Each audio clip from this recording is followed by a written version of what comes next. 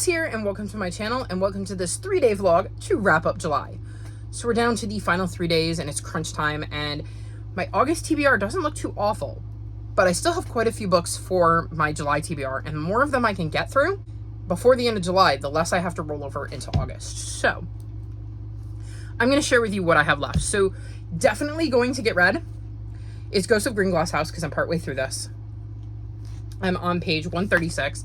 This is the sequel to Greenglass House. It's a reread. I'm really enjoying my reread of it and being back with Milo and his inn at Christmas time where mysterious things are happening. So I'm quite looking forward to finishing my reread of this one. Then I'm partway through a Twisted Tale anthology. I'm on page 121. I've read the first 3 Twisted Tales. These are like mini novellas in the Twisted Tale series, and the Twisted Tales do a what if. So it changes something about the original story. And the first one, for instance, is what if Snow White learned magic? So you can see how that might change the story. I really, really enjoy the series as a whole, and I'm very curious to see some fresh twists and see how they play out. So I'm enjoying this one, and it's a really fast read too, which is nice. And then there is this. So these are all the books that are left on my TBR that I have not gotten to yet. So we have Worth 1,000 Words, which I believe is on my phase out TBR. Let me see. Yes, this is new to me author, so that's kind of a priority because I need it, I think, to finish my phase. Then I have Tales of Ancient Egypt, which I've been reading since like February, and it's probably not a priority. I have An Unkindness of Ghosts, which I really need to get to sooner rather than later because it's overdue from the library and I don't have any more renewals. I have My Diary at the Edge of the World, which is something that Phoenix wanted me to read. So it's more here to remind me that I want to read it in the near future than necessarily a priority that I need to read right now. I have The Screaming Staircase, which is a reread in the first book in the Lockwood & Co. series, and I have the audiobook, so I'm probably going to read that one this week. It is also something I need to finish my phase out your TBR, so again, priority. I have The Unsung Heroes of Birdsong USA, and this is another one that is on my phase out your TBR, so again, priority. I have A Good Girl's Guide to Murder, which is the Bookstar read-along book, and I have the audiobook, so again, priority. And then I have Middle Tide, which is, I think, a mystery. I haven't read it yet. It was a book of the month option, and it sounded interesting, but not buy interesting, so I requested it from the library, and it came in, so that's probably a lower priority. So that's kind of where I'm at. Ghosts of Greenglass House is also on my phase out your TBR. So let me pull out the books that I need for that. So we have Worth 1,000 Words, which is a new to me author and would get me my blue 3, which I'll probably need to complete my phase. Then we have Screaming Staircase, which I'm reading for paperback, and this is a red 5, so definitely need that. This is an extra, was one of the extra prompts, and I was reading it for Yellow 7, no people on the cover. So I need to finish that. And then there's The Unsung Heroes of Birdsong USA. And fun fact, I filmed my TBR video and did not take into account books that might be on my phase out your TBR. So I accidentally put Counting by Sevens on there. And the prompt for Counting by Sevens was no people on the cover. Oops. So what I did was I swapped that out. So I need this to complete my phase. What I was originally reading this for was BIPOC Rep, but instead I swapped As Brave as You in for BIPOC Rep because that also had BIPOC Rep and was off my physical TBR. So I had to do a little bit of rejiggering because I had a brain fart, and when I was filming phase 10, I was not taking into account my phase out your TBR. So these are what I need to read for my phase out your TBR, and that would check off everything except for YA. And that's because this is my YA book, but I technically didn't pick it up. I just decided I was dreading reading it, had no desire to really pick it up and DNF the series. So I won't be using this one because I don't know if I can really count a book as a DNF if I never even picked it up, even though it is a reread. And I was trying to reread it to decide whether I wanted to continue the series, but I don't need it to complete my phase because it is a green 11. So I can still get a run of 8 using the other prompts. So that's kind of where I'm at. I feel very, very confident that I can read this in the next 3 days because I'm partway through this. These two should be fast, and this is a reread, so that should also be fast. And I'm confident that I can finish this because it's such a fast read. The only question is, do I get to any of this, and if so, which? Probably A Good Guy's Guide to Murder would be priority number 1. Then I would say An Unkindness of Ghosts because it's overdue. Then Middle Tide.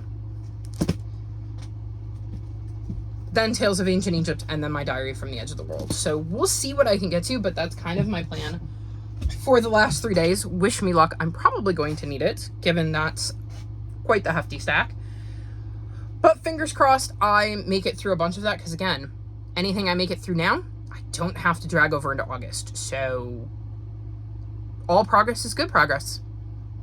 And fingers crossed I make a dent in this. Like I said, if I can just get this pile done, I'm happy. So we'll see how it goes, and I will try to remember to check back in with you to give you an update and let you know how I'm doing.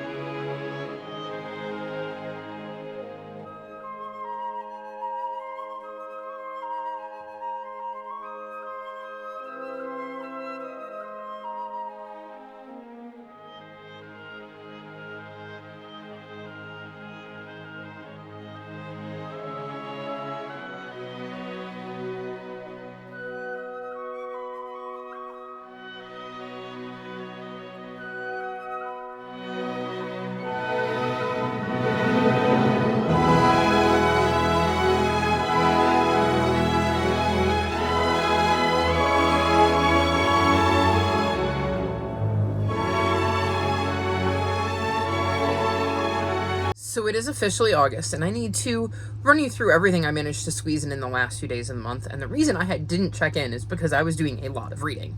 So first up, I finished A Good Girl's Guide to Murder, and I gave this 4.25 stars. So in this book, we're following a girl named Pip, who is a high school senior and is working on a final project and decides that her final project is going to be this murder that happened in town.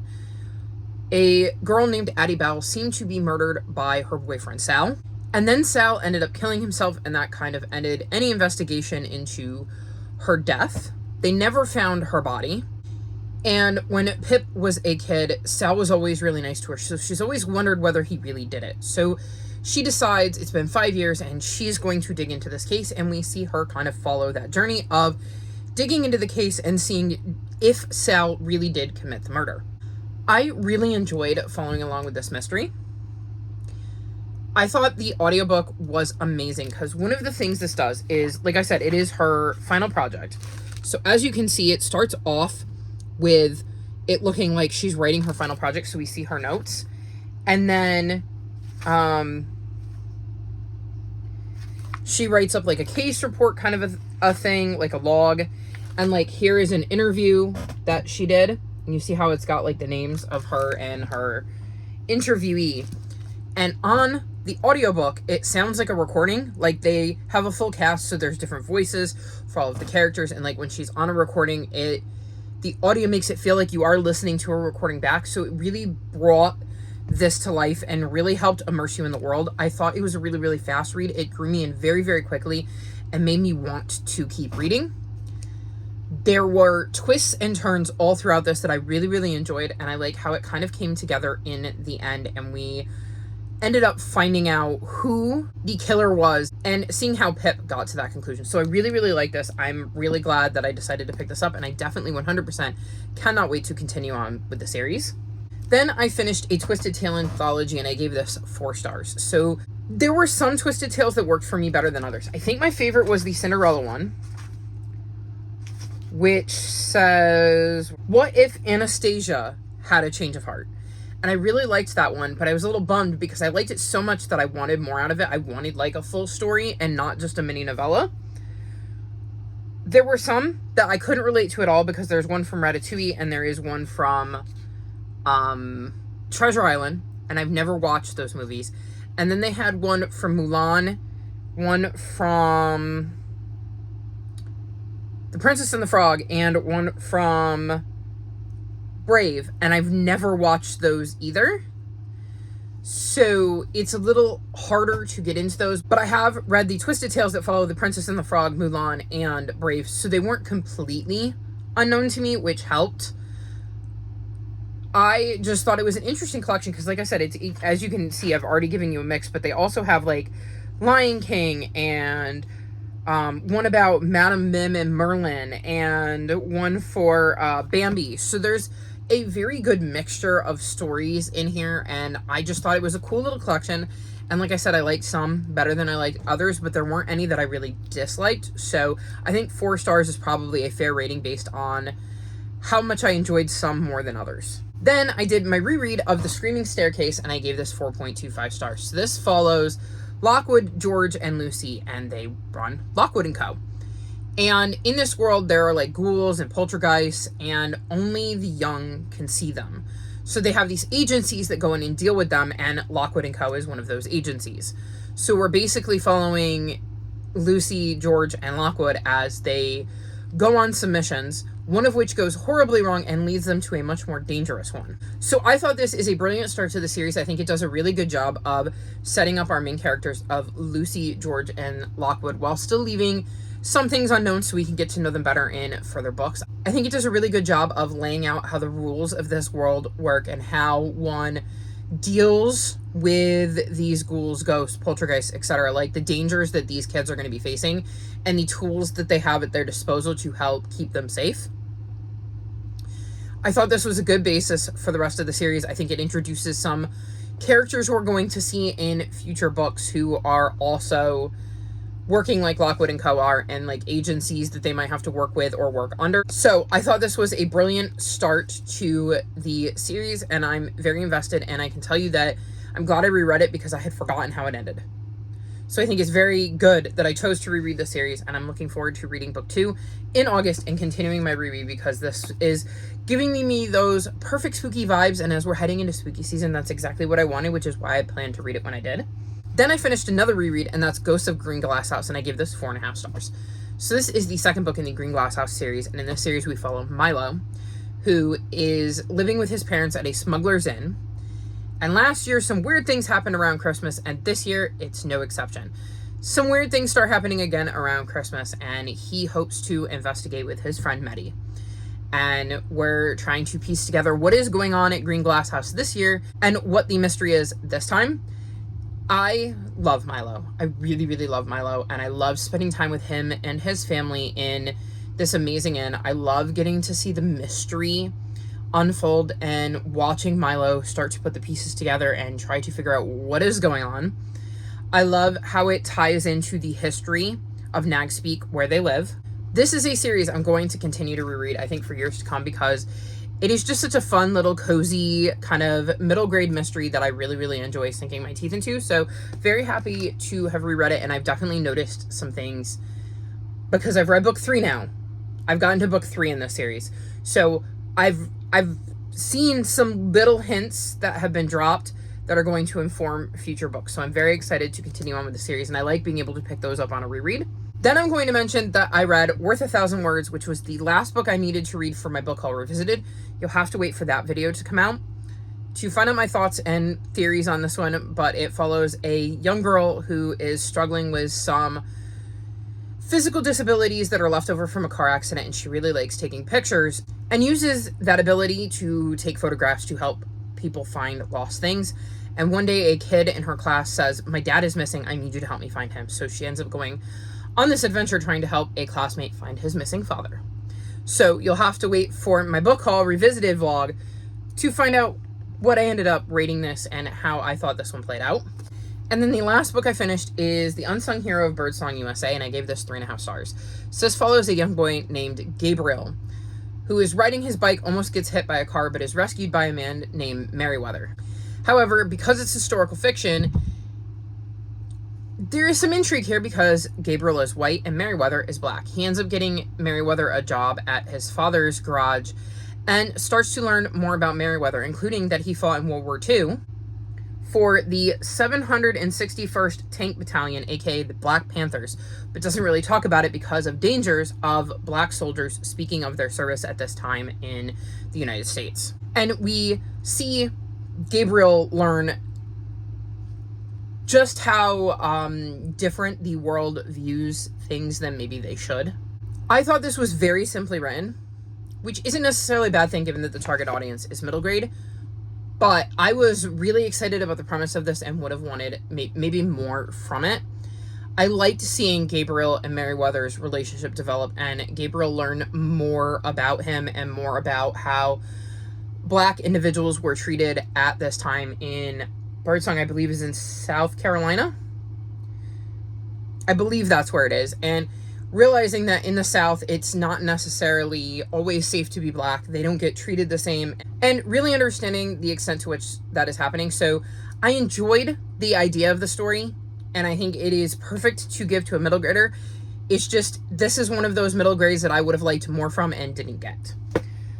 So with Birdsong USA, I did manage to complete my Phase Out Your TBR. I had to swap a couple of books out because I accidentally put one of the books on my Phase 10 TBR without even thinking.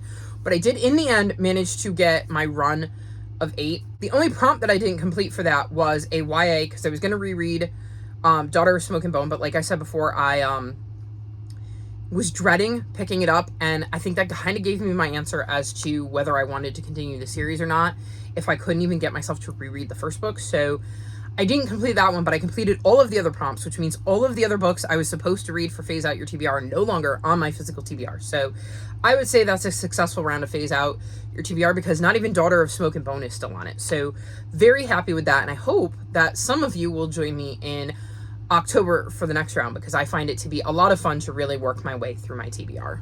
And I like having you guys there to cheer me on or being able to cheer you on. But that is all for July. It was a very successful month for me, if I do say so myself. I think one of my best reading months all year, so I'm very happy with that. All of my social media is linked in the description below if you'd like to come chat with me. If you've made it this far in the video, leave me bird emojis in honor of Birdsong USA. Like this video and subscribe to my channel, and I'll talk to you next time. Bye!